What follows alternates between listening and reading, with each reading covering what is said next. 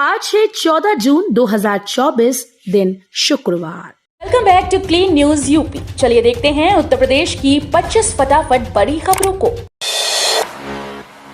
UP में परिवार नियोजन के लिए योगी सरकार करने जा रही ये काम। यूपी में योगी सरकार परिवार नियोजन को लेकर बड़ा जागरूकता अभियान चलाने जा रही है।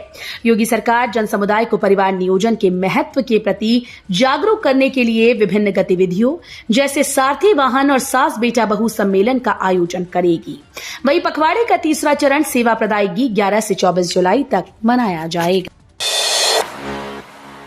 हैप्पी एवं हेल्दी सिटी के रूप में विकसित होगा बुंदेलखंड का नया शहर। बुंदेलखंड में बनने जा रहा नया औद्योगिक शहर happy and healthy investment destination के रूप में विकसित होगा। सिंगापुर की प्रसिद्ध कंपनी सुरबाना जुराग व अमेरिका की कंपनी CBRB दोनों मिलकर इस शहर का मास्टर प्लान तैयार करेंगी। ये काम 11 महीने में करना होगा। सिंगापुर का मास्टर प्लान बनाने वाली सुरबाना जुराग कंपनी ने आंध्र प्रदेश की नई राजधानी अमरावती का मास्टर प्लान तैयार किया है। बरसाना के लाडली मंदिर के लिए शुरू हुई रोपवे। कान्हा की नगरी मथुरा में धार्मिक पर्यटन को बढ़ावा देने के मकसद से बरसाना में ब्रह्मांचल की पहाड़ियों में स्थित लाडली मंदिर के लिए रोपवे सुविधा का शुभारंभ जल्द होगा। बरसाने की रोपवे सुविधा शुरू होने से तीर्थयात्री बरसाने की उन मनोहारी स्थलों को भी देख सकेंगे जहां पर श्यामा शाम ने लीलाएं की थीं। उत्तर प्रदेश ब्रज तीर्थ विकास परिषद के सूत्रों ने गुरुवार को बताया कि ये योजना बरसाना और वृंदावन जाने वाले तीर्थयात्रियों एवं पर्यटकों को न केवल राहत देगी बल्कि उनके मनोरंजन का साधन भी बनेगी। गोरखपुर से दिल्ली आना जाना होगा आसान, इसी माह तैयार हो जाएगा लिंक एक्सप्रेसवे। गोरखपुर से दिल्ली आना जाना बहुत आसान होने वाला है। यूपी सरकार गोरखपुर लिंक एक्सप्रेसवे पर आवागमन की सुविधा शुरू करने की तैयारी में है। आधिकारिक सूत्रों ने गुरुवार को बताया कि जून के पहले सप्ताह तक इस एक्सप्रेसवे का 97% कार्य पूर्ण हो चुका है। इस शहर के 65,000 उपभोक्ताओं के घर लगेंगे प्रीपेड मीटर, रिचार्ज करने पर मिलेगी बिजली। लखीमपुर खीरी में रिवैम्प योजना के तहत शहर के करीब 65,000 उपभोक्ताओं के घर प्रीपेड स्मार्ट मीटर लगाए जाने हैं।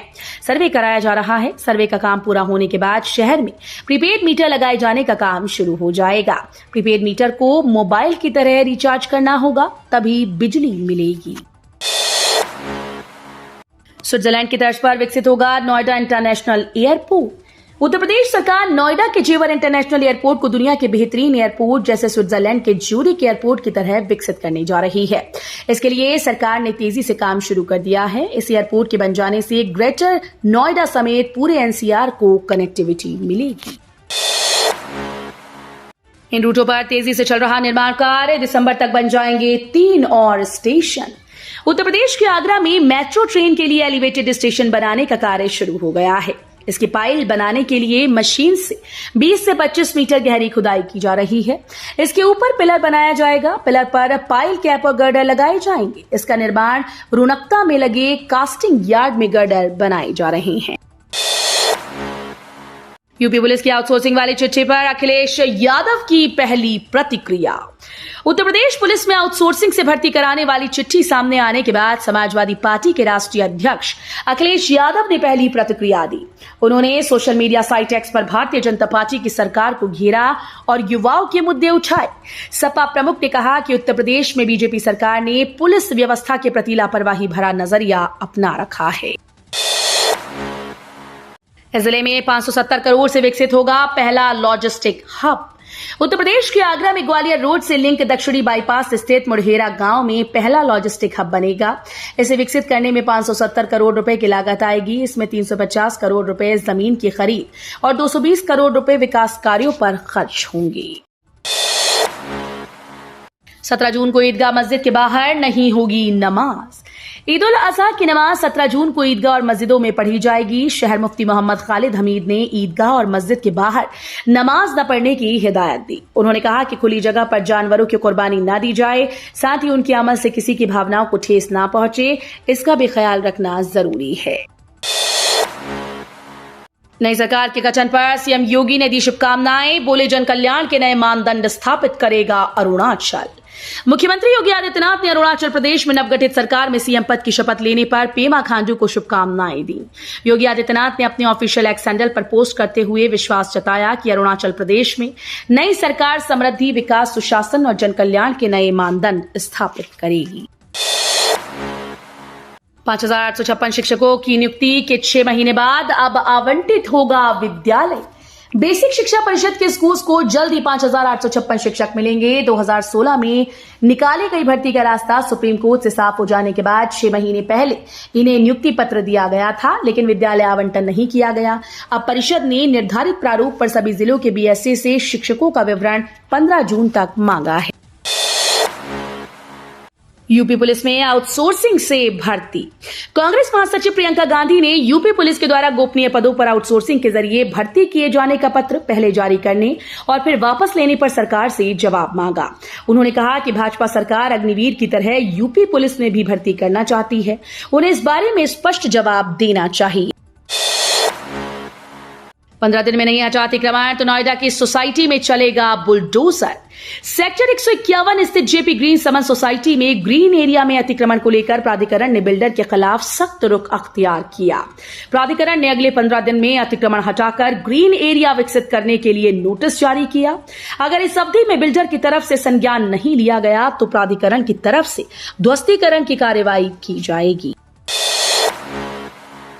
टेनी के हार पर बोले राकेश टिकैत, सरकार ने नहीं मंत्री को जनता ने हटा दिया।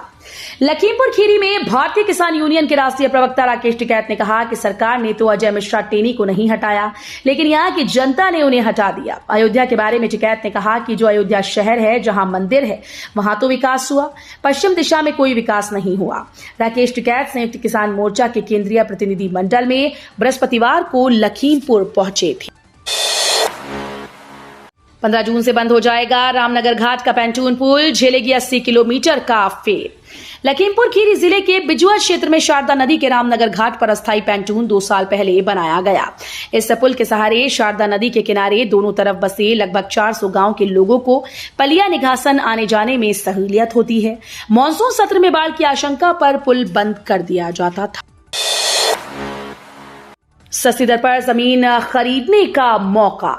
राजधानी लखनऊ में अपने घर का सपना संजोए लोगों के लिए खुशखबरी है। आवास विकास परिषद गोसाईगंज के न्यू जेल रोड पर 300 एकड़ में 5,000 प्लॉट की टाउनशिप लेकर आ रहा है। 6 माह में इसमें प्लॉट बुक करने का मौका मिलेगा। खास बात यह है कि इस योजना में सस्ती दर पर जमीन खरीदने का अवसर मिलेगा। यूपी पुलिस के 7 दरोगा, 6 मुंशी सहित 30 पुलिसकर्मी निलंबित। उत्तर प्रदेश के आगरा में कमिश्नरेट प्रणाली लागू होने के बाद भी दरोगा, मुंशी और सिपाहियों का भ्रष्टाचार नहीं रुका। पासपोर्ट सत्यापन से लेकर मुकदमों की विवेचना में भ्रष्टाचार और न्यायिक व सरकारी कार्यों में लापरवाही पर पुलिस कमिश्नर जे रविंदर गौड़ पर डीसीपी सिटी सूरज कुमार राय ने 7 दरोगा, 6 मुंशी और 22 सिपाहियों को निलंबित किया है। कानपुर कमिश्नरेट में खुल सकते हैं 4 नए थाने, जमीन की गई चिन्हित। कानपुर कमिश्नरेट में 4 और नए थानों की उम्मीद जगी है। शासन ने जिलाधिकारी और कानपुर विकास प्राधिकरण के उपाध्यक्ष को पत्र लिखकर थानों के लिए जमीन की उपलब्धता सुनिश्चित कराने को कहा। अनुमान है कि जैसे ही जमीन को लेकर चल रहा रोड़ा समाप्त होगा, कमिश्नरेट को 4 नए थानों की सौगात मिल सकती है। कानपुर कमिश्नरेट में इस वक्त कुल थानों की संख्या 52 है। देश में सबसे ज्यादा यूपी में बिजली की मांग, टूटे रिकॉर्ड। भीषण गर्मी के चलते प्रदेश में बिजली की खपत और मांग का नया रिकॉर्ड बन गया। 643 मिलियन यूनिट बिजली की खपत दर्ज की गई, जबकि मांग 29,820 मेगावाट तक पहुंच गई। इससे पहले 31 मई को मांग 29,727 मेगावाट तक पहुंची थी। पिछले वर्ष 24 जुलाई को बिजली की अधिकतम मांग 28,284 मेगावाट का रिकॉर्ड इस वर्ष 22 मई को ही 28,336 मेगावाट की मांग पहुंचने के साथ ही टूट गया। गाजियाबाद में बड़ी लोगों की सुविधा, 7 रूट पर शुरू हुई city bus service. Uttar Pradesh और गाजियाबाद में लोगों के नमो भारत ट्रेन का सफर आसान होने वाला है। नमो भारत के स्टेशन से लास्ट माइल कनेक्टिविटी के लिए अब लोगों को सिटी बसेस की सुविधा मिलेगी। एनसीआरटीसी ने गाजियाबाद सिटी ट्रांसपोर्ट सर्विसेज से बातचीत करके गाजियाबाद के सभी आरआरटीएस स्टेशन पर इलेक्ट्रिक बस सेवा उपलब्ध कराई है।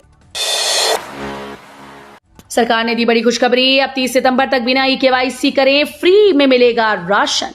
सरकार ने राशन कार्ड को आधार से लिंक करने की समय सीमा को बढ़ा दिया है। Food and public distribution department ने नोटिफिकेशन जारी कर दिया कि आधार को खाद्य सब्सिडी खातों या सार्वजनिक वितरण प्रणाली राशन कार्डों से जोड़ने की लास्ट डेट बढ़ा दी गई है। आधार को वेरीफाई या लिंक करने की नई समय सीमा 30 जून 2024 के बजाय 30 सितंबर हो गई है। ग्रेटर नोएडा प्राधिकरण के सीईओ पर कोर्ट ने लगाया 10,000 का जुर्माना। ग्रेटर नोएडा प्राधिकरण के सीईओ पर राष्ट्रीय हरित न्यायाधिकरण ने बड़ा एक्शन लिया। एक अतिक्रमण से संबंधित एक लंबित मामले में ग्रेटर नोएडा प्राधिकरण के मुख्य कार्यकारी अधिकारी पर 10,000 रुपए का जुर्माना लगाया। इसी के साथ उन्हें पूर्व में दिए गए आदेशों का पूरी तरह से अनुपालन करने का निर्देश दिया। भारत की बारी, एक और देश में हुई सैटेलाइट नेटवर्क की एंट्री, बिना सिम चलेगा नेट। एलन मस्क की कंपनी स्टारलिंक लगातार नए प्लान बना रही है। अब स्टारलिंक ने एक और देश में एंट्री कर ली। इसके बाद सैटेलाइट कम्युनिकेशन को बढ़ावा मिलने वाला है। सिएरा लियोन में भी स्टारलिंक सैटेलाइट कम्युनिकेशन की एंट्री हो गई है। हालांकि अभी आगे का रास्ता एलन मस्क के लिए इतना साफ नहीं लग रहा, क्योंकि कई देशों में उनकी कंपनी संघर्ष कर रही है। रेलवे की जरूरी सप्लाई पूरी नहीं कर पा रहा रेल नीर, दूसरे ब्रांड का पानी बेचने की मिली अनुमति। भीषण गर्मी के बीच रेलवे स्टेशन पर पेयजल की खपत करीब दुगनी हो गई, लेकिन रेल नीर की आपूर्ति ये खपत पूरी नहीं कर पा रही। ऐसे में पूर्वोत्तर रेलवे प्रशासन ने अन्य 6 ब्रांड के पानी को रेलवे स्टेशन पर बेचने की अनुमति दी है। तो ये थी आज की 25 फटाफट बड़ी खबरें। अगर आपको न्यूज पसंद आई हो तो वीडियो को लाइक और शेयर जरूर करें। धन्यवाद।